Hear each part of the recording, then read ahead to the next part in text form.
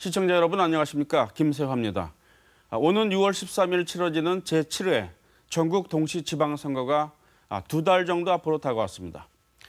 중요하지 않은 선거가 있겠습니까만 이번 6.13 지방선거도 제자리 걸음을 하고 있는 지방자치를 한 단계 더 도약시킬 것인가, 아직까지도 남아있는 지역주의를 해소할 수 있을 것인가와 같은 과제를 떠안고 있습니다. 현재 각 정당은 지역의 미래를 책임질 수 있는 인재를 선발하는 작업, 즉 후보 공천 작업에 전념하고 있습니다. 시사톡톡 오늘은 각 정당의 공천 현황을 분석하면서 각 정당이 제시하고 있는 지역의 비전과 전략은 무엇인지 토론하는 시간을 마련했습니다. 오늘 토론회는 각 정당에서 공천을 주관하고 관리하는 지역위원장들을 패널로 초청했습니다. 자, 먼저 홍의락 더불어민주당 대구시당 공천관리위원장 나오셨습니다. 안녕하세요. 홍의락입니다. 어서 오십시오. 다음에 김상훈 자유한국당 대구시당 공천관리위원장 나오셨습니다. 예, 안녕하십니까. 반갑습니다. 네, 어서 오십시오. 네, 다음에 유성걸 바른미래당 대구시당 위원장 나오셨습니다. 예, 유성걸입니다. 네, 반갑습니다. 마지막으로 장태수 정의당 대구시당 위원장 나오셨습니다. 안녕하세요. 네, 반갑습니다. 오늘 좋은 말씀 부탁드리겠습니다.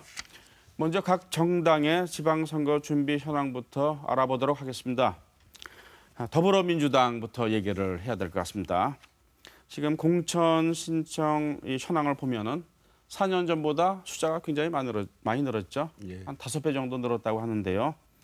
기초자치단체장은 이제 1명에서 7명, 또 대구시의원은 4년 전에는 신청자가 1명도 없었는데 8명 신청했다고 그러고, 또 기초의원은 67명 그 정도 되는 것으로 알고 있는데, 이런 현상에 대해서 어떻게 자체 평가하십니까? 예, 여당이 되고 난 뒤에 네. 그리고 대구 변화를 바라는 시민들의 그 부응에 힘입어서 많은 후보자들이 신청하고 있습니다. 그리고 또 타진하는 후보자들도 많은데 네. 사실은 그만큼 또 이 지원을 좀 적게 했다고 저는 생각합니다. 아직까지도 원하는 사람은 많습니다. 그러나 아직도 우리 지역이 이 일당 독점, 30년 일당 독점 체제다 보니까 주위를 살피고 이런 경향이 너무 많은 것 같습니다. 자기 검열이 아직도 많습니다. 그래서 안타까운 면도 있다는 말씀을 드리겠습니다. 네, 알겠습니다. 자유한국당의 김상훈 위원장님, 내일이죠. 방송이 이제 오늘 나가고 내일 월요일 9일 대구시장 경상북도지사 후보 공천을 시작으로 계속 공천 작업이 완료될 것 같습니다. 그렇습니다. 4년 전보다는 템포가 빠른 것 같아요. 한 달 정도 빠르지 않습니까? 네, 물론 이제 그만큼 준비를 철저히 하겠다라고 생각은 됩니다만 어떤 전략을 갖고 계신지요? 예, 자유한국당은 야당으로서 이번에 지방선거를 치르게 됩니다. 네. 후보 등록일이 5월 24일인데 지금 현재 하고 있는 공천 절차가 그렇게 빠르게 진행된다고는 생각지가 않습니다. 네. 가능하면 좀 당선 가능성 있는 후보를 빨리 선정해서 각 지역의 유권자들과 접촉할 수 있는 시간을 늘려주는 것이 네. 이번 지방선거에서 자유한국당이 좋은 성적을 낼 수 있는 관건이라고 생각이 됩니다. 우리 자유한국당은 집권 여당이었을 당시 대통령이 탄핵되었고 또 대선에서도 패배한 정당입니다. 이제 제1야당으로서 이번 지방선거에 가능하면 유권자와의 접촉, 그다음에 소통, 그리고 자유한국당이 갖고 있는 여러 가지 이념을 홍보하고 알릴 수 있는 시간적 기회를 드리는 그런 공천 과정을 진행하겠습니다. 네, 알겠습니다. 자, 바른미래당의 유승걸 위원장님. 예.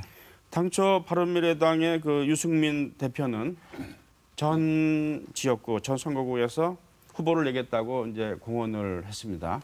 그런데 지금 보면은 과연 그렇게 되고 있는지 또 잘 윤곽도 잡히지 않고 있는 게 사실이거든요. 현재 공천 작업이 어떻게 진행되고 있고 지금 계획은 무엇입니까? 예, 지금 저희 바른미래당은 다른 정당에 비해서 공천 일정이 조금 늦게 가고 있는 그런 감이 없지 않아 있습니다. 네. 합당이 되고 추진이 되다 보니까 그런 어려움이 있다는 말씀을 드립니다. 네. 그렇지만 지난 4월 4일 날 예비후보 자격심사위원회를 구성을 해서 예비후보에 대한 자격심사가 곧 이제 추진이 될 거고 또 네. 4월 10일부터 15일까지 공천 신청을 받습니다. 그렇게 지금 좀 전에 윤곽이 드러나지 않는다 이런 취지의 말씀을 하셨는데 사실 대구시장 후보에 대해서 네. 주위에 많은 분들이 관심을 가지고 또 네. 걱정을 하는 분들이 많이 계십니다. 네. 조만간 당대표가 공을 많이 들였습니다. 네. 조만간에 그 윤곽이 나타날 걸로 생각이 되고 네. 또 우리 바른미래당은 잘못된 것에 대해서 앞으로 개혁을 하고 보수를 개혁하고 합리적 중도 세력을 규합하는 이런 형태의 인재를 발굴해서 참신하고 유능한 인재 많이 발굴해서 공천에 임하도록 그렇게 하겠습니다. 네, 알겠습니다. 정의당의 장태수 위원장님, 그 정의당은 뭐 대체로 선거 때마다 이제 후보난이라고 할까요? 이제 인물난을 겪고 있는 것이 이제 사실입니다. 이번 지방선거에서도 이제 상대적으로 다른 정당에 비해서 이제 적은 후보가 나올 것으로 예상이 되는데요. 어떻게 준비하고 계십니까? 네, 정의당의 후보자가 적은 것은 사실입니다. 네. 그러나 그런 만큼 시민들께 자신 있게 공천할 수 있는 후보자들을 준비하고 있습니다. 네. 특히나 지방 정치가 주민들의 생활과 동떨어지는 게 아니라서 실제 주민들의 곁에서 생활 정치를 추진해 오신 분들을 공천할 겁니다. 네. 예를 들면 마을에서 도서관, 라디오 방송국, 영화제, 마을 축제 등과 같이 일상의 시간에서 주민들과 함께 왔던 생활 정치인들을 공천할 겁니다. 네. 두 번째, 정의당은 여성주의 정당입니다. 그런 점에서 이번 지방선거에 여성 정치 활동을 꾸준히 펼쳐오신 분들, 또 여성주의를 공부하면서 활동하신 분들을 공천할 겁니다. 마지막으로 정의당은 청년 정당입니다. 지금 청년들이 겪고 있는 여러 가지 어려움들이 있습니다. 이런 청년들의 어려움을 청년 당사자가 직접 정치를 통해서 해결할 수 있도록 정의당은 지금 대학생 후보자를 공천할 계획입니다. 정의당이 추천하는 후보자들을 관심 있게 지켜봐 주십시오. 네, 알겠습니다. 자, 지방선거가 2달 정도 남았는데요. 선거일까지 앞으로 어떤 과정이 있는지 저희들이 정리를 했습니다. 조재한 기자가 정리한 그 리포트를 보시고 토론을 계속하도록 하겠습니다. 보시죠. 오는 6월 13일 치러지는 제7회 중국 동시 지방선거에서는 광역단체장과 기초단체장, 지역구 광역의원, 비례대표 광역의원, 지역구 기초의원, 비례대표 기초의원, 그리고 교육감을 선출하는 7개의 선거가 동시에 실시됩니다. 지역에 따라서는 국회의원 재보궐선거가 치러질 수 있습니다. 후보자 등록은 오는 5월 24일부터 이틀 동안 하게 되고 이때까지 정당의 공천 경쟁이 이어질 것으로 보입니다. 선거기간 개시일은 5월 31일이며 선거 전날인 6월 12일까지 13일 동안 후보들은 본격적인 선거운동을 할 수 있습니다. 선거방송토론위원회가 주관하는 방송토론회와 대담도 이 기간 동안 열립니다. 사전투표는 6월 8일과 9일 이틀 동안 오전 6시부터 오후 6시까지 진행되는데 본인 확인이 가능한 신분증을 지참하면 전국 어디에서나 투표할 수 있습니다. 6월 13일 선거일 당일에는 오전 6시부터 오후 6시까지 투표하고 투표가 종료되는 즉시 방송사의 출구조사 결과가 발표될 예정입니다.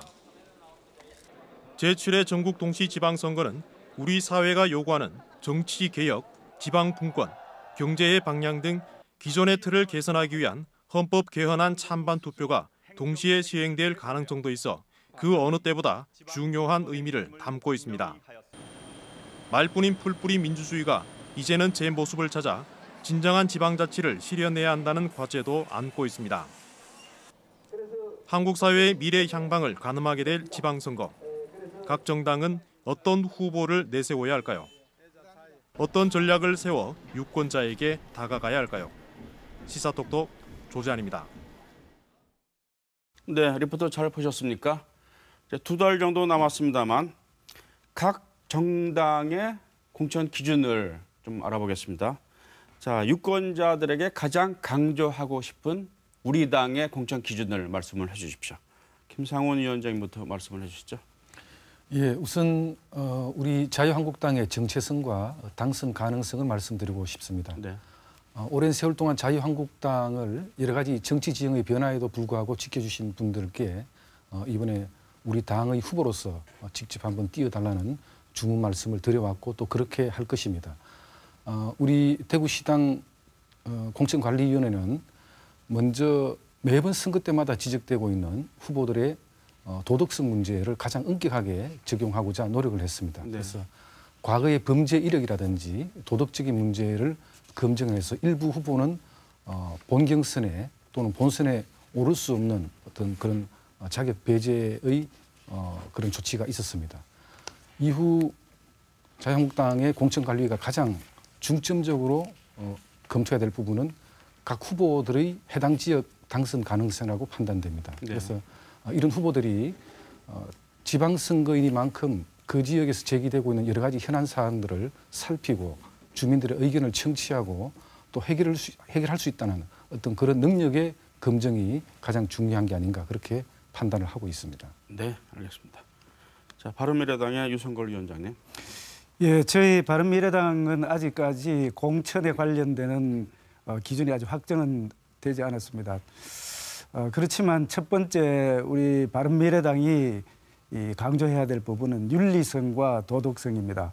이번 그 미투 운동이라든지 위드미 운동이라든지 이런 그 운동에 있어서 봤을 때에 범죄 사실에 관련되는 사항들은 뭐 다른 당에서도 마찬가지일 겁니다만 그렇게 하는 것이 첫 번째고요.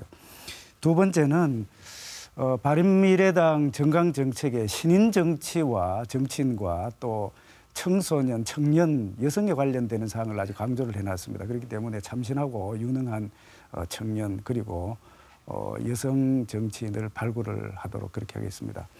그리고 이제 더 중요한 거는 세 번째로는 우리 바른미래당의 기본적인 가치를 공유하고 그 가치를 충실히 이행할 수 있고 결과를 나타낼 수 있는 그런 유능한 인재를 많이 그 공천을 하도록 그렇게 하겠습니다.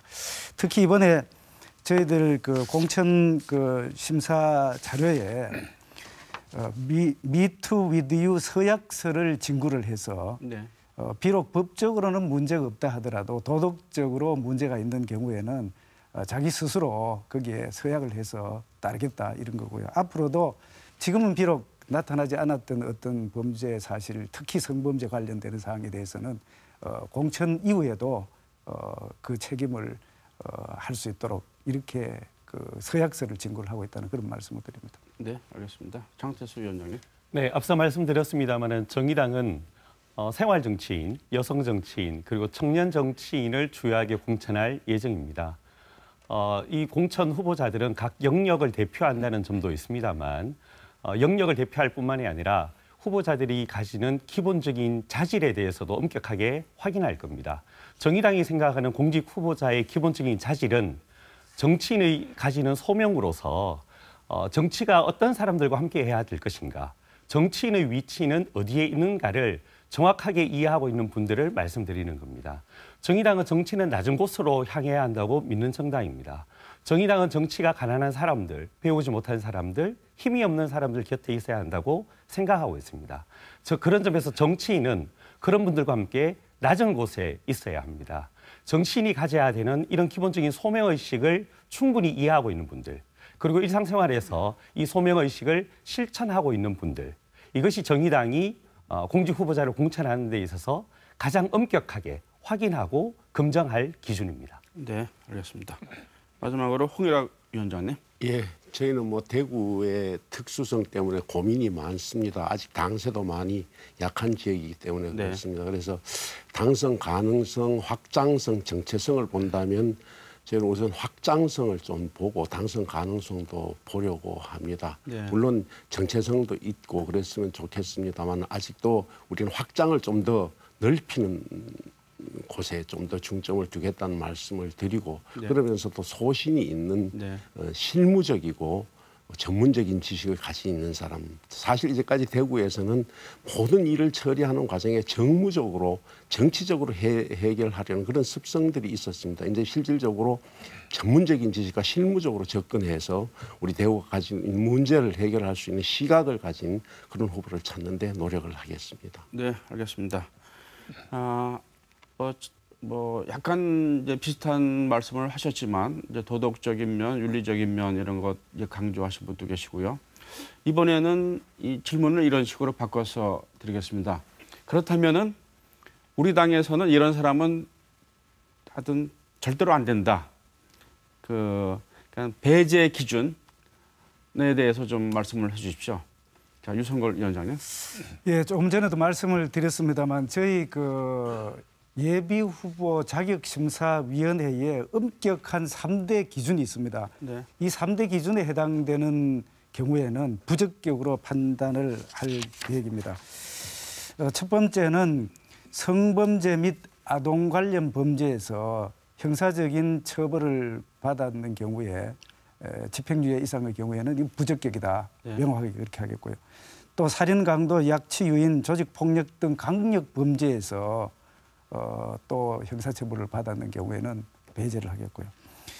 또 음주운전이라든지 뺑소니 운전 포함해서 이런 반사회적인 범죄가 이제까지 걸러지는 경우가 물론 있었습니다만 이번에는 더욱더 엄격하게 그렇게 하겠습니다. 예를 들어서 음주운전, 무면허 운전의 경우에는 삼진 아웃이라 해서 일정한 기간 동안에 3번 이상 범죄를 저지르는 경우에는 그리고 또 한 가지는 이제 뺑소니 같은 경우도 굉장히 참 사회적으로 큰 문제가 되지 않습니까? 그래서 저희들은 3가지 경우에는 어떤 형태든지 공천에서 배제하겠다는 말씀을 드리고 좀 전에 제가 이야기 드렸듯이 이 서약서를 증거를 하면서 이런 범죄 사실이 비록 지금 공천 당시에 심사 당시에는 나타나지 않았다 하더라도 나중에 나타나면은 공천에서 완전히 취소를 하는 그런 조치를 네. 취하도록 하겠습니다. 알겠습니다. 장태수 위원장님. 네, 도덕적 흠결이 분명한 사람들, 그리고 공직을 악용해서 자기의 이속을 채우려는 사람들, 또 공직이 시민들에 대한 책무가 아니라 권한이라고 생각하면서 목에 힘주는 사람들. 네. 저희들은 이런 사람들 아예 정치를 못하게 해야 한다고 생각을 합니다. 네. 또 하나 중요한 기준은 자기 철학이 무엇인지 분명히 밝힐 수 있는 사람이어야 합니다. 자신의 정치적 가치가 무엇인지 그 정치적 가치를 실현하기 위한 수단으로서 어떤 정책을 내세울지를 자신 있게 가지고 있는 사람이어야 합니다. 그렇지 않으면 유권자들에게 정치인으로서 자신을 기망하는 행위라고 생각을 합니다. 또한 그런 과정에서 선거에서의 유불리나 시류에 편성해서 자기의 철학과 가치를 숨기는 것도 온당치 않다고 저희들은 생각합니다. 그런 점에서 정의당은 땀 흘려 일하는 정직한 노동의 가치, 이웃과 더불어 사는 공동체의 가치, 모든 차별에 반대하는 평등의 가치, 그리고 생태의 가치를 분명히 한 후보자들을 공천할 겁니다. 네, 알겠습니다. 자, 홍일학 위원장님. 예, 저희 같은 경우는 여기 질문이 도저히 공천할 수 없는 사람이라고 네. 말씀하셨는데 네. 간단하게 말씀드리죠. 금품수수 네. 그리고 성폭력 추행의 이력이 있는 분들은 원천 배제를 하겠습니다. 그리고 다른 여러 가지 부분은 정말 정상을 보고 철저히 검증해서 네. 이해할 수 있는 부분이 있는지 없는지 이런 부분을 잘 파악하도록 하겠습니다. 네. 김상원 위원장님. 예, 다른 정당과 마찬가지로 최근에 이슈가 되고 있는 미투 운동과 관련한 성범죄 전력자들은 원천 봉쇄한다는 방침을 세웠습니다마는 다행히도 자유한국당에 공천을 신청한 후보자들 중에는 그런 분이 없었습니다. 네. 우리 자유한국당은 대구 지역 사회에 지방선거에서 가장 많은 당선자를 배출한 정당입니다.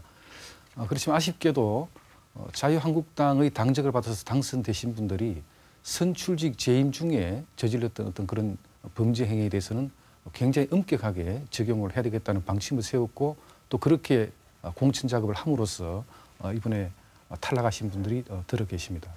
앞으로도 자유한국당은 자유한국당의 당적을 받고 당선되신 분들이 수신제가하면서 당초에 공직에 진출할 때 그 초심 그대로 우리 지역민들을 위해서 봉사할 수 있는 그런 후보가 되어줬으면 하는 그런 바람을 갖고 있습니다. 또 자유한국당은 최근에 여러 가지 정치 상황 변화를 많이 겪고 있는 그런 정당입니다. 그래서 본인이 유리할 때는 남아있다가 불리할 때는 탈당한다든지 하는 그런 분들, 정치적 이념을 오랫동안 같이 해올 수 없는 그런 분들에 대해서는 부적격 기준은 아니지만은 정밀한 공천 심사에서는 불이익을 주는 그런 공천 과정을 진행해왔다 이렇게 말씀드릴 수 있겠습니다. 네, 알겠습니다. 지금 4분 위원장들께서 공천 기준을 말씀하셨는데 우리 유권자들께서는 잘 기억하셨다가 그 선거하실 때 참고를 하셨으면 합니다. 공천 과정 평가를 해보겠습니다. 먼저 정의당의 장태수 위원장님. 그 대구 선거구 획정위원회가 예, 4인 선거구 6개 신설을 제안을 했는데 무산됐습니다. 어떻게 평가를 하십니까? 네, 굉장히 안타까운 일이고 유감스러운 상황입니다. 한 정당이 독점하고 있는 지역 정치에 조금이라도 변화를 마련해보고자 선거구 획정위원회가 기초의회에서나마 그나마 겨우 6곳을 4인 선거구로 제안을 했습니다. 그런데 이걸 쪼개버린 것이거든요. 이건 정치 다양성을 바라는 대구 시민들의 바람을 외면한 처사라고 저희들은 생각을 합니다. 또 하나 중요한 것은 절차적 민주주의조차 훼손했다는 겁니다. 4인 선거구 만들자는 거 정의당이 결정한 게 아닙니다. 자유한국당 소속의 대구시장이 대학 교수들, 언론사 기자, 선거관리위원회 관계자분들을 선거구 획정위원으로 위촉하고 그분들이 획정위원회 의결을 통해서 4인 선거구 신설을 결정한 겁니다. 공직선거법에도 이 선거구 획정위원회의 의견을 존중하도록 강제하고 있습니다. 그런데 대구시의회를 장악하고 있는 자유한국당이 사실상 이 획정위원회의 의견을 묵살한 것이거든요. 이거는 절차적 민주주의에 있어서도 자유한국당과 대구시의회가 대구 시민들께 책임 있는 해명하셔야 됩니다. 그렇지 않다면 이 대구 시민들께서 이 점에 대해서는 엄격하게 그리고 분명하게 심판해 주셔야 한다고 봅니다. 네, 나중에 저희들이 자유토론 시간을 좀 드리는데요. 그때 이 얘기가 또 나올 것 같습니다만 우리 김상훈 위원장님의 답변만 이제 한번 듣고서 넘어갔으면 합니다. 동의하십니까? 네. 예, 장태수 위원장님의 이견에 대해서 저는 존중한다는 마음을 우선 표하고 싶습니다. 기존의 2인 선거구제를 인위적으로 또 어떻게 보면 좀 강제적으로 4인 선거구를 합쳐서 유권자들의 표가 소수 정당에게도 흘러 들어갈 수 있도록 시스템을 만든다는 게 일면 다양한 정당 구성을 존중하는 그런 차원에서 이해할 수는 있겠지만 득표율 5% 미만의 후보에게도 당선될 수 있는 또 의석을 가질 수 있는 그런 기회를 준다는 것은 굉장히 인위적인 처사다. 그렇게 판단이 돼서 아마 대구시의회도 그렇게 결정하는 게 아닌가 하는 생각을 갖고 있습니다. 아마 여러 가지 논점이 있을 수 있겠습니다만은 4인 선거구제 문제는 저는 유권자들의 표심이 가장 정확하게 반영될 수 있는 그런 선거 시스템이 우리 민주주의 사회의 근본이라고 그렇게 판단을 하고 있습니다. 네, 유성걸 위원장님께서 꼭 말씀하셔야 되겠다고. 예, 하셨는데. 지금 네. 이 문제는 거대 당의 폭거라고 저는 그렇게 생각을 하고 있습니다.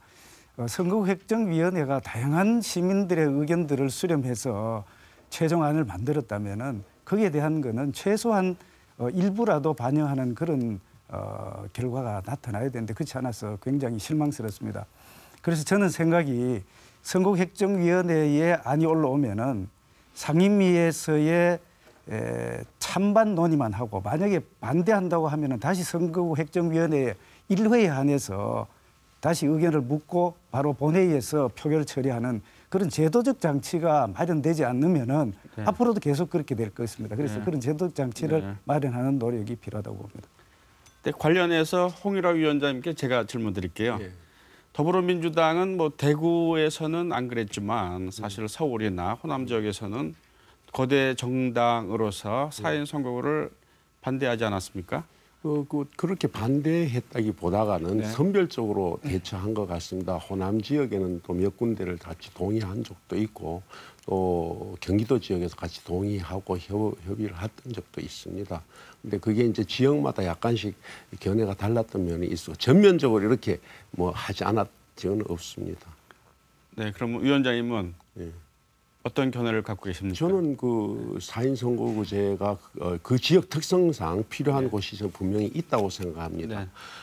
제 북구 을 지역 같은 경우는 사실 지금 획정이 엉망으로 돼 있어서요. 4만 6천 지역이 한 명 뽑는다면 광역을 12만 지역에 또 한 명 뽑고 이렇게 불평등하게 획정된 지역도 있어서 이번에 그 획정에 대해서는 저는 불만이 많은 편입니다. 네, 알겠습니다. 자, 공천 과정 평가를 계속하도록 하겠습니다. 더불어민주당 홍일화 위원장님. 그 더불어민주당에서는 당초에 김부겸 장관을 대구시장 후보로 추대를 계속했는데 본인이 이제 거부를 한 셈입니다. 예. 이제 김부겸 장관이 출마를 하지 않으니까 다른 선거도 이제 탄력을 받지 못한다라는 이제 이뭐 전망, 이제 분석이 나오고 있습니다.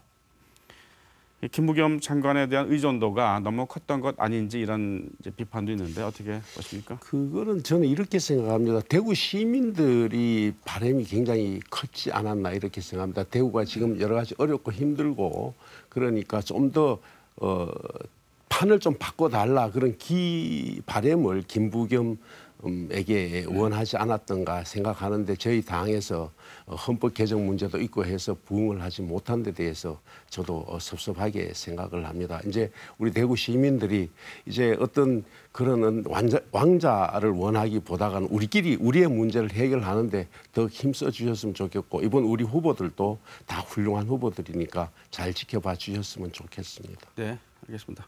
자유한국당의 김상원 위원장님, 지금 이렇게 표현하는 게 맞는지 모르겠습니다. 벌써부터 잡음이 나오고 있는 것이 사실입니다. 어떤 단체장은 재심을 요구했고 또 그래서 이제 그 요구가 받아들여졌습니다. 또 어떤 의원들은 일부 광역의원은 무소속으로 출마하겠다 이렇게 반발하고 있고요. 이런 현상이 더 확산되지 않겠는가라는 그런 우려를 갖고 계신 분들도 있습니다. 어떻게 보십니까? 예, 뭐 이런 잡음이 이제 공천 막바지기 때문에 더 이상 확대되지는 않을 걸로 생각하고 있습니다만은 저희 자유한국당은 이번에 여성 청년 시민들에게 과감하게 문호를 개방하는 정당으로 선을 냈습니다.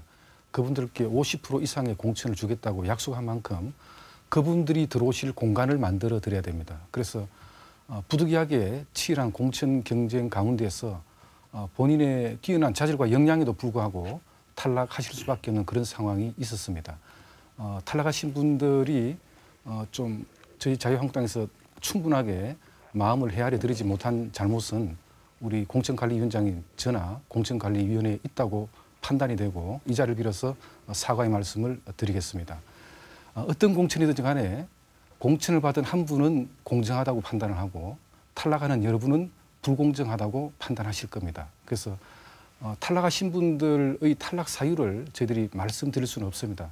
개인적인 신상까지 말씀드릴 수는 없는 거고 치열했던 경쟁 과정 속에서 정말 우수했던 분들도 부득이하게 탈락할 수밖에 없었던 그런 과정이 있었습니다. 저도 정치를 하다 보니까 여러 가지 순간순간마다 일희일비할 수 있는 상황은 아니더라라는 생각을 하고 있습니다. 정말 어렵게 또 당을 지켜주시면 그분들께 분명히 좋은 기회가 갈 수 있을 걸로 생각을 합니다. 특정 지역의 단체장 문제는 이렇게 생각을 합니다. 저는 한국당 대구시당 공관이나 중앙당 공관위도 나름대로 근거 있는 결정을 했다고 판단이 됩니다. 혹시 그 과정 중에 정말 현역 국회의원의 친소관계라든지 다른 사천의 과정이 있었다면 어쨌든 과감히 환부를 도려내야 된다고 판단이 되고 그 과정이 공정했다면 공정한 결과를 다시 한번 우리 유권자와 언론에 발표할 기회가 있을 걸로 생각을 하고 있습니다. 네, 알겠습니다. 바른미래당의 유승걸 위원장님, 그 바른미래당에서 후보를 공천할 때 이 후보는 자유한국당과 이러이러한 점이 다르다.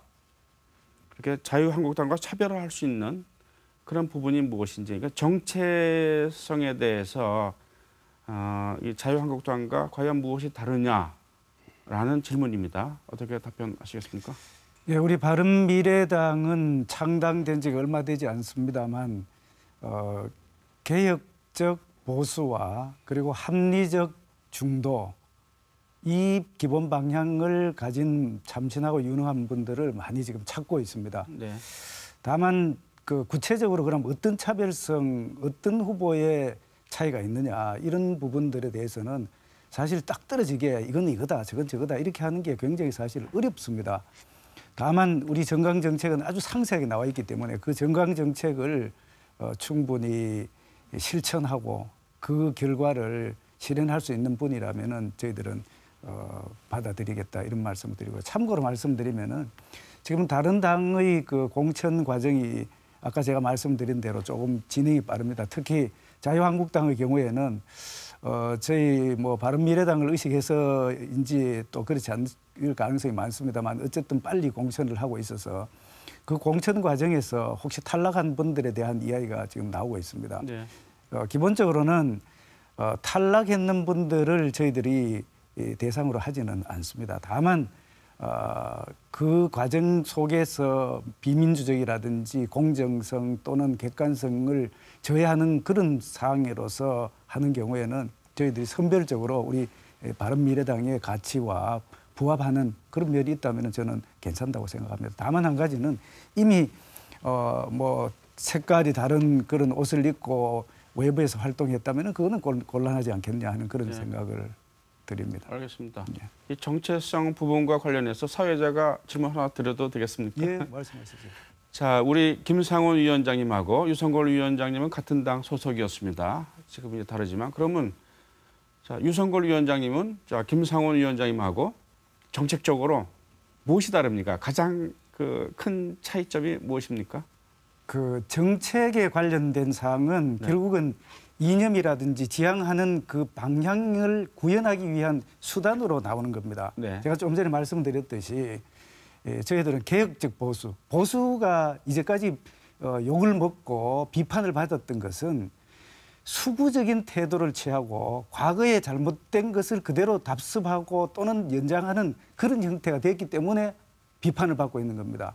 저희 바른미래당은 보수 중에서도 따뜻한 보수, 다 함께 가는 그런 공동체를 만드는 보수가 되었으면 좋겠고요. 특히 이번에 바른미래당이 창당이 되면서 보수뿐만 아니라 합리적인 중도 세력, 일부 또 진보 세력이라고도 할 수 있는 분들까지 같이 해서 외연을 네. 확장을 했다는 데서 차별성을 분명히 말씀을 드리고요. 그 개별적인 이제 그 정책에 대해서는 일부는 뭐 민주당이라든지 또는 다른 그 진보 쪽의 정책을 일부 받아들이는 경우도 있고 상당 부분은 과거에 뭐 새누리당 당시에 보수의 이념을 가지는 그런 정책들이 많다는 그런 말씀을 드립니다. 네, 알겠습니다. 자, 이번에는 우리 위원장님들께 한 분에 4분씩 시간을 드리겠습니다. 이 4분 안에 다른 두 분의 위원장님께 질문을 하시고 답변을 듣는 시간을 갖도록 하겠습니다. 또 한꺼번에 질문하셔도 되고 또 한 분한테만 질문을 하셔도 됩니다. 하여튼 4분 이내에 이 질문과 답변 시간을 해 주셨으면 합니다. 후보자 토론이 아닙니다만 제가 이 시간도 재겠습니다. 자, 먼저 홍일학 위원장님, 어느 분께 어떤 질문 하시겠습니까? 우리 김상훈 의원님하고 시간이 되면 유성걸 네. 위원장님한테 네. 질문을 하겠습니다. 네. 사실 대구가 지금 치수원 물의 질, 수돗물의 질에 대해서 얘기들을 아마 10여 년 전부터 얘기가 나왔습니다. 네. 한 2월 달에는 홍준표 대표께서 대구 방문해서도 이 치수원 문제를 해결을 하겠다고 얘기를 했고 하기 위해서 후보자들한테 각서도 받겠다고 얘기를 했습니다. 물론 구미시장 후보, 경북도지사 후보에게도 받겠다고 했습니다만은 아직까지 대구시장 후보들 이 부분에 대해서 얘기를 잘 하지 않고 있고, 그리고 지난 세월 그냥 10여 년 이 얘기가 같은 얘기입니다만 구미시장, 경북도지사 다 같은 당이었습니다만 아직도 적극적으로 해결을 못하고 있는데 이번에 정말 이것을 정말 해결할 수 있는 후보가 나왔으면 좋겠는데, 후보자 시장이 나오든지 뭐 후보가 나왔으면 좋겠는데 아직도 뭐 아무 얘기가 없어서 뭐 홍 대표 얘기가 뭐 물거품이 되는 건지 거기에 대해서 질문하고 싶습니다. 네, 답변하시죠. 예, 홍준표 대표가 대구 경북 발전 협의회에 대표로 추대되면서 하셨던 말씀은 원취지는 이제 이런 겁니다. 치수원 이전 문제와 통합공항 이전 문제는 대구 경북의 상생과 관련된 문제임에도 불구하고 오랫동안 실마리를 풀어내지 못했던 난제입니다. 그래서 지금 이 공천 과정이 아니고 앞으로 대구시장과 경북도지사가 자유한국당의 최종 공천자로 결정이 되면 그 후보들을 통해서 앞으로 치수원 이전과 같은 이런 중요한 문제에 대해서 서로 합의해서 성과를 나타낼 수 있도록 각서를 진관하든지 하는 조치를 하겠다는 말씀을 하신 겁니다.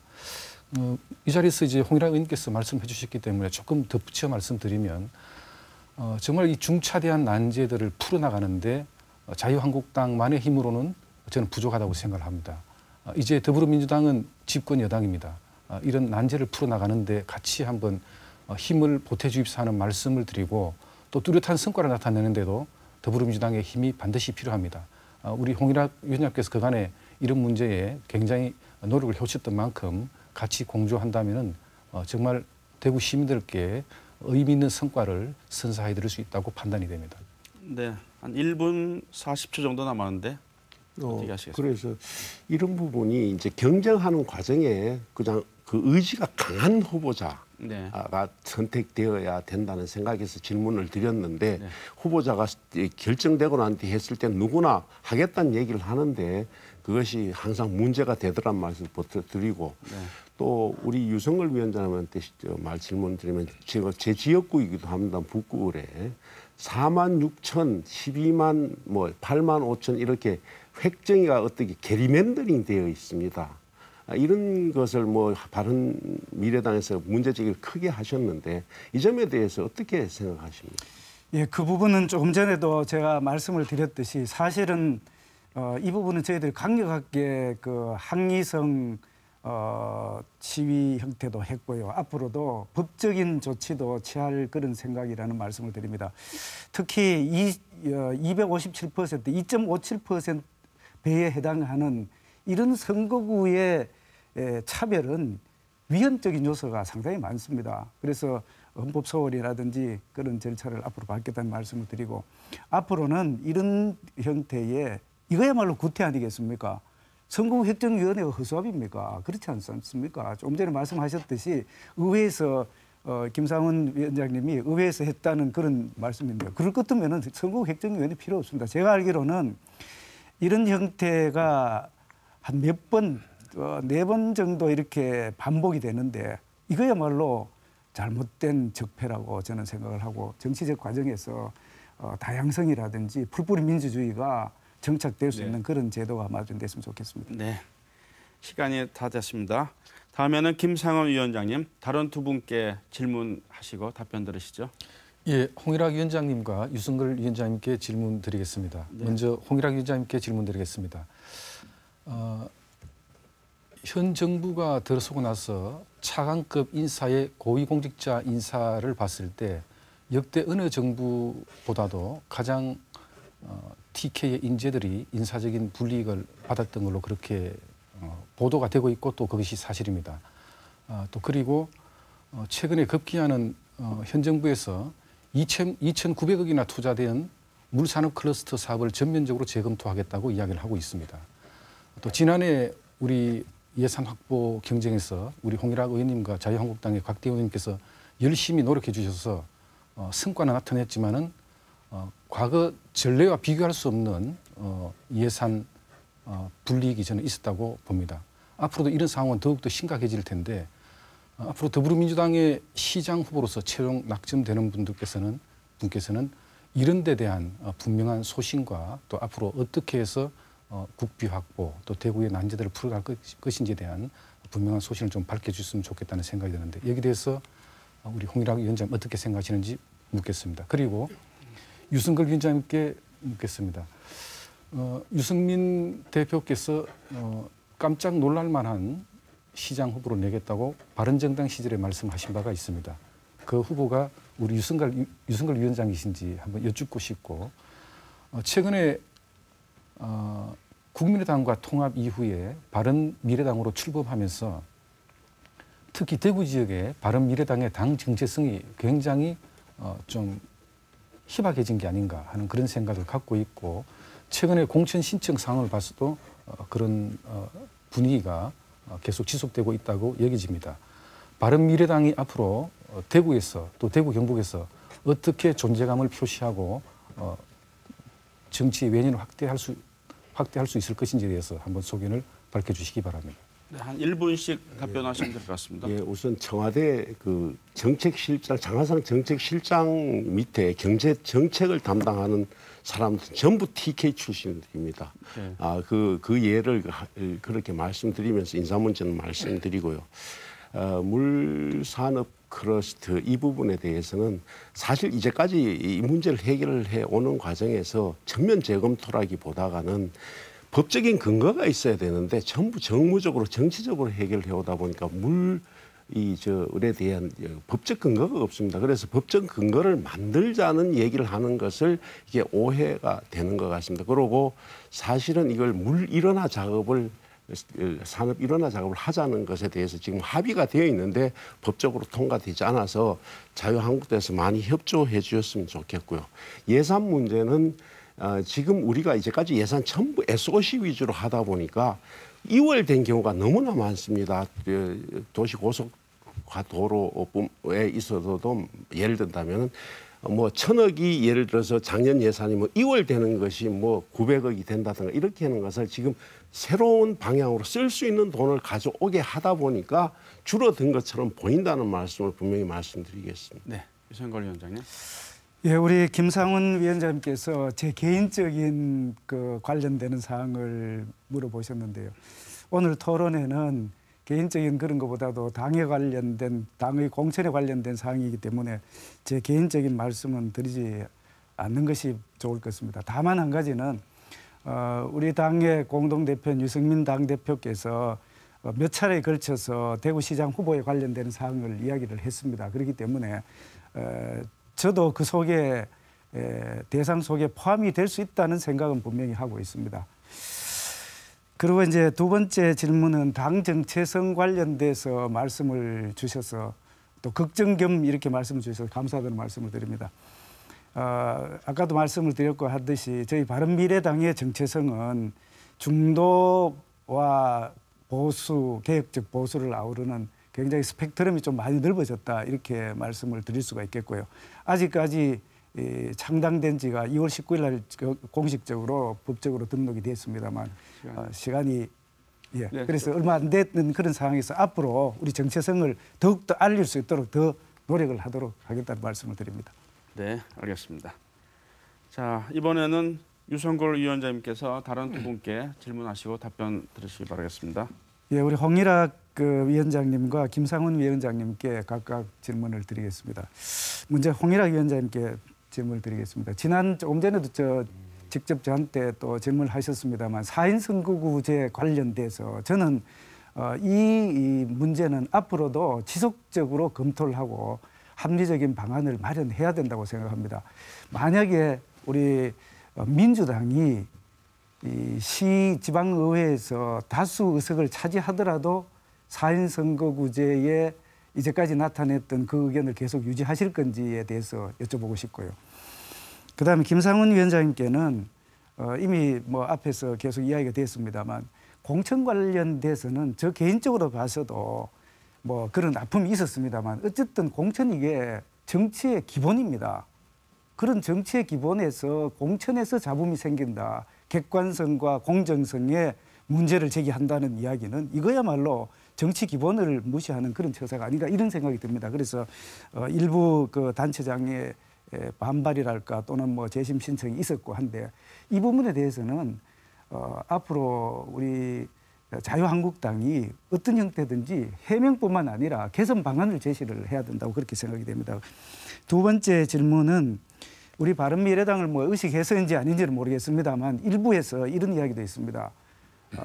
전략공천이나 공천을 일반적인 절차에 따라서 할 수가 있지만 경선을 통해서 함으로써 다른 당에 출마할 수 없도록 하는 것이 아니겠냐 하는 그런 의혹들이 없지 않아 있습니다. 여기에 대해서 우리 김상훈 위원장님께서 답변해 주시기 바랍니다. 예, 좀 뭐 먼저 말씀하십시오. 간단하게 얘기를 하겠습니다. 적극적으로 저희 같은 생각을 하고 있고요. 사실 이번 우리 시당에서도 시의회에 가서 당원들이 같이 이 시위도 하고 그렇게 관철시키기에 적극 노력했다는 말씀을 드리고 뭐 같이 동의를 합니다. 다양성이 필요한 시대입니다. 네, 자 김상훈 위원장님. 예, 앞서도 말씀드렸습니다마는 공천 신청 과정 또 그 결정 과정에서 잡음이 있고 또 여러 가지 이의 제기가 있는 부분은 10분 전은 이해할 수가 있다고 판단이 됩니다. 자유한국당의 공천 신청자가 많고 또 경쟁이 치열한 과정 중에 탈락하시는 분들의 역량이 부족해서 그런 것이 아니다. 경쟁이 좀 치열하기 때문에 또 특히 여성 청년 신인들이 대거 등용될 수 있는 공간을 만들어드리고자 하는 그 과정에서 부득이하게 또 결정된 부분이 있다는 말씀을 드리고 또 그렇게 좀 양해했으면 좋겠다는 말씀 드리겠습니다. 다만 공정성 부분은 그 시시비기가 없게끔 최대한 자유한국당 시당 공천관리위원회 내부에서도 그런 부분에 대해서 중점을 두고 앞으로 진행해 나가겠다는 말씀을 드리겠습니다. 정략적으로 경선을 통해서 탈락한 후보가 타정당 소속으로 출마하지 못하도록 만드는 게 아닌가 하는 그런 말씀을 주셨는데 이번에는 가능하면 경선을 지향하는 것이 중앙공천관리위원회의 지침입니다. 그럼에도 불구하고 후보 간의 변별력이 약해서 경선을 통해서 판가름할 수밖에 없는 지역은 경선을 통해서 지금 진행하고 있다는 말씀을 드리고 그다음에 단수 지명 추천이 지난 지방선거보다 대폭적으로 늘었습니다. 그래서 그 과정에서 특히 말씀하시는 우려하시는 그런 탈락자들의 반발이라든지 항의가 있습니다만은 그런 과정도 가능하면 좀 공정한 잣대를 통해서 해결해 나가겠다는 말씀을 드리겠습니다. 네. 자, 마지막으로 장태수 위원장님 질문하시고 답변 들으시죠. 네, 먼저 홍일학 위원장님께 질문 드리겠습니다. 좀 전에 말씀드린 것처럼 저도 그렇고 정의당도 그렇고 공직 후보자로서의 기준 중에 자기의 정치적 철학이 분명해야 한다. 그리고 그 철학을 유권자들에게 진솔하게 밝힐 수 있어야 된다고 저희들은 생각을 하고 있습니다. 정당에서는 그 후보자를 공천하는 과정에서 해당 후보자의 그 정치적 철학과 가치를 검증하고 확인해야 한다고 봅니다. 그것이 정당이 유권자들에 대한 정치적 예의라고 저희들은 생각하고 있습니다. 그런데 최근 언론 등에서 제기하고 있습니다만 더불어민주당의 예비 후보자들 일부에 대해서 더불어민주당의 기본 정신과 과연 부합하는 후보자이냐라는 의문과 문제 제기가 있습니다. 특히나 더불어민주당은 집권 여당으로서 특히 문재인 대통령께서도 스스로 촛불혁명을 통해서 탄생한 정권이라고 말씀하실 정도인데 그런 촛불 시민혁명과도 부합하는 후보인지 그렇지 않은 후보자들이 있다는 일부의 문제 제기, 우려에 대해서 어떻게 생각하시는지 묻겠습니다. 예, 정치는 철학과 가치를 구현하는 거라는 말씀에 동의하고 뭐 일부 예비 후보들에 대해서 그런 문제 제기가 있는 것도 알고 있습니다. 아직 공천이 끝나지 않았기 때문에 과정에서 잘 파악해보고 검증하도록 하겠습니다. 그런데 우리 지역에 또 나름대로 민주당이 가지고 있는 고민이 있기 때문에 그 확장성에 대해서도 아까 잠깐 말씀드렸지만 고려를 해보고 노력해보겠다고 그러고 또 대구가 가지고 있는 또 한계가 있습니다. 중앙과 지방의 문제로 우리가 가지고 있는 현실을 어떻게 극복할 것인가에 대한 고민도 있는 분들도 나름대로 찾아보고 그렇게 하겠습니다. 걱정해 주셔서 감사합니다. 네. 2분 정도 남았네요. 네, 뭐 저의 걱정이나 우리 당의 걱정이 아니라 사실은 문재인 정부가 성공하기를 바라는 그리고 그 추운 겨울 촛불을 들면서 부정한 권력에 항의했던 시민들의 걱정이고 그런 기본 정신을 더불어민주당이 집권 여당이 되는 순간 잊어버린 게 아닌가라는 따끔한 시민들의 회초리이거든요. 그 점을 공천관리위원장으로 계시는 홍일학 위원장님께서 충분히 헤아려 주시기를 시민의 한 사람으로서 오히려 당부를 좀 드리고 싶고요. 류승걸 위원장님께 짧게 질문 드리겠습니다. 말씀 나온 건데요. 따뜻한 보수, 더불어 사는 공동체에 대한 가치를 존중하는 보수라고 말씀하셨습니다만 여전히 지역에서는 자유한국당과 도대체 어떤 정체성의 차이가 있느냐. 공천 과정에서 공천 신청하는 후보자들에게 이 점을 어떻게 구별할 것인가에 대해서 질문드리겠습니다. 예, 저희 당의 정체성에 관련되는 말씀들을 많이 하십니다. 사실 그 정체성과 관련돼서는 이념적 성향을 이야기하는 경우도 많고요. 또 그 이념적 성향에 따라서 어떤 정책을 실질적으로 국민들께 유권자들께 제시를 하고 평가를 받을 것인가 하는 그런 부분들입니다. 그래서 크게 봐서는 아까 거듭 말씀드리지만 중도, 합리적 중도와 개혁적 보수의 그런 스펙트럼을 저희 당의 정체성으로 가지고 있고요. 세부적으로는 물론 아주 극단의 경우는 제외하더라도 안보와 관련돼서는 저희들은 철저한 보수적 색채를 가지고 있습니다. 다만 지금 그 뭐 북미 정상회담인지 남북 정상회담 이런 관련돼서는 지켜보도록 하겠고요. 그다음에 경제라든지 사회 노동 복지 관련되는 사항에 대해서는 조금 전에 장태수 위원장이 말씀하신 대로 이제까지 그 취약계층에 대한 배려가 물론 많이 해오고는 있습니다만 부족한 별이 없지 않아 있습니다. 그래서 앞으로도 우리 바른미래당은 어렵고 힘들고 그리고 도움을 요청하는 그런 계층에 대한 지원을 따뜻한 보수 그리고 다 함께하는 공동체를 만들도록 그렇게 하겠습니다. 네, 알겠습니다. 어느덧 시간이 다 돼서 마지막으로 유권자들께 꼭 하시고 싶은 말씀을 해주시고 오늘 토론을 마치기로 하겠습니다. 장태수 위원장님부터 해주시죠. 네, 오늘 토론이 지역 유권자들께서 다가오는 지방선거에 선택을 하는 데 도움이 되었기를 바랍니다. 정의당 대구시당은 지금까지처럼 특권과 반칙 없는 정정당당한 대한민국, 그리고 노동의 땀이 존중되는 사회, 이웃과 더불어 살아가는 따뜻한 지역 공동체를 만들어가는 정치활동을 이어가겠습니다. 이번 지방선거에서도 정의당은 그런 후보자들을 시민들께 내세우겠습니다. 정의당이 자신 있게 추천하는 후보자들을 우리 대구 시민 여러분들, 경북 도민들께서 잘 살펴봐 주시고 지방정치의 새로운 기준을 정의당과 함께 또 정의당 후보자들과 함께 해주십시오. 고맙습니다. 네. 유성걸 위원장님. 예, 우리 바른미래당은 창당된 지가 얼마 안 된 그런 정당입니다. 그렇지만 참신하고 젊은 인재를 중심으로 해서 많은 유능한 인재들을 발굴해서 이번 지방선거에 공천할 그런 생각입니다. 수구보수와 불안정한 그런 좌파 세력보다는 중도 보수와 그리고 개혁적 보수, 합리적 중도에 따르는 그런 바른미래당을 국민 여러분들께서, 시민 여러분들께서 많이 지지해 주시리라고 저는 생각을 하고 있습니다. 앞으로도 따뜻한 보수와 그리고 더불어 사는 그런 사회를 만들어 가도록 열심히 하겠습니다. 시민 여러분들께서 따뜻한 가슴으로 저희 바른미래당을 지지해 주실 것이라고 생각합니다. 네, 김상원 위원장님. 예, 자유한국당이 야당이 된 데는 자유한국당의 오만의 결과였던 걸로 저는 평가를 하고 있습니다. 시민 여러분들께서 요즘 행복하신지 모르겠습니다. 정말 최저임금이라든지 또 여론조사를 통한 국정 지지율이 높다는 것을 기화로 해서 일방적으로 정책이 폭주가 되고 있습니다. 얼마 전 어떤 기업인께서 제게 이렇게 말씀하셨습니다. 기업 경영 상황이 나날이 악화돼 가고 있는데 기업 경영이 어렵다고 이야기를 하면 해코지를 당할지도 모르겠다는 어떤 그런 우려가 있다라고 이야기를 하셨습니다. 정말 새로운 독재가 시작되는 건 아닌지 하는 그런 걱정이 앞섭니다. 자유한국당은 대한민국 정치를 지켜나가는 오른쪽 날개입니다. 부족합니다마는 이번 선거에서 유권자 여러분들께서 자유한국당에 대한 많은 성원이 있으시기를 기대를 하겠습니다. 네, 홍일학 위원장님. 예, 대구 경북이 어느덧 섬이 되어 가고 있습니다. 빨간색을 칠해놓고 컬러풀하다고 얘기하는 대구를 보면 우리가 많이 반성해야 된다고 그렇게 생각합니다. 이번 선거가 우리가 먹거리를 만드는 선거가 되고 우리를 미래를 개척하는 선거가 되었으면 좋겠습니다.